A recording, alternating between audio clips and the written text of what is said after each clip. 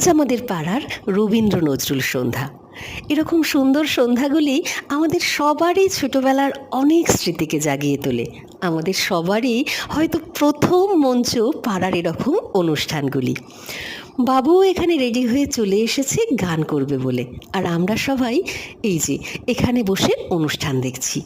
আজকে এত গরম যে সারাক্ষণ হাত পাখা টানতে হচ্ছে।